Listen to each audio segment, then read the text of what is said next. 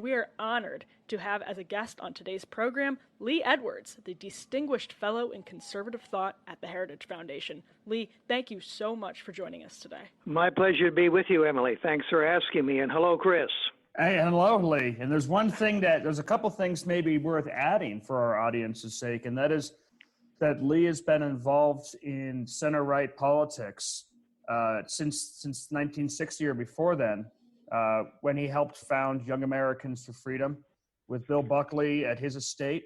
And then the year after, when he founded their magazine, the New Guard magazine, which I helmed for a short period of time, before moving on to a number of things like communications director for Barry Goldwater, and then this over the years documenting this history and becoming what the New York Times called the voice of the silent majority, author of dozens and dozens of books on this, and a fervent anti-communist. So you're running awfully long, Chris.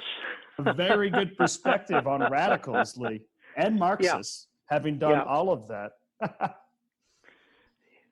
Well, it's been a battle all the way along, and as we look at what's happening today, sadly, maybe they're here again, but in more force. To me, I recall demonstrating in Lafayette Park in the 1970s on Nixon's China policy, and we had a very respectful demonstration there at Lafayette Park.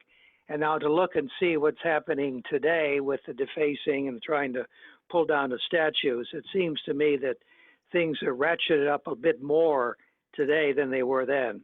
Yeah, and that's really what we wanted to be able to get your perspective on today, Lee, as somebody who was an activist in the 60s, being able to kind of look back and compare what you saw in that decade to what we're seeing right now. I mean, at this very moment, there are young leftists shouting obscenities in the faces of officers down at the White House. We've seen riots essentially break out all over the country in the weeks since George Floyd's killing.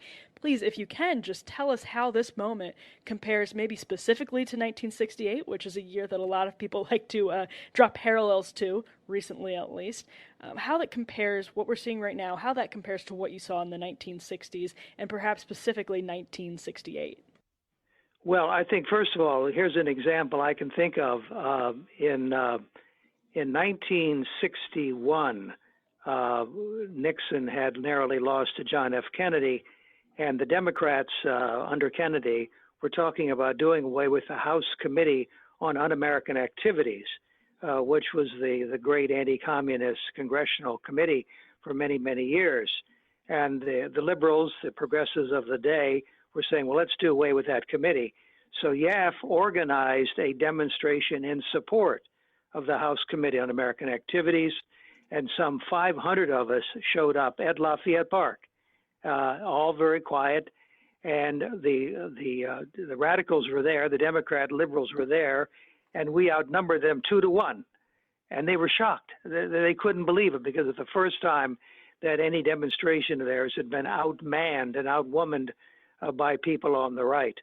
And as a matter of fact, the American Nazi Party, George Lincoln Rockwell, showed up, tried to align himself with us. We rejected him, and police came forward and made sure that the Nazis, the American Nazis, would not join our group. So there was a certain measure of, shall we say, respect, one for the other side. There may have been some raised voices and some shaking of fists, but it was all, I think, in the context of debate and discussion, and not of passion and radical techniques such as we see today in Lafayette Park. There's a feeling on the right that existed then and exists now that is protesting is for hippies. Protesting is for the left. We don't do that. We don't yell in public. We don't do those Marxist tactics. We don't start our own journals as it was when you started yours. And we don't demonstrate. That is unseemly, and we'd rather have a debate. And a lot of because of that, the debate and the public square has largely been ceded to the left's demonstrations. How did you combat that then, and how could that be combated now? Well, I think we always saw Young Americans for Freedom, YAF, as an activist group, as a political group, and so there we were, demonstrating in favor of this House Committee on Un-American Activities. And so we went with very large rallies, conferences which we held.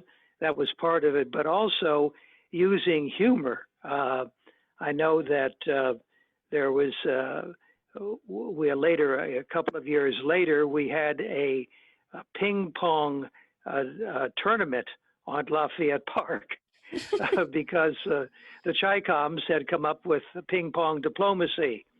And so we set up a ping pong table, and we had somebody in a Nixon mask and somebody in a Mao mask, and we always made sure that the Mao mask lost. So using humor was certainly something that we looked to as well.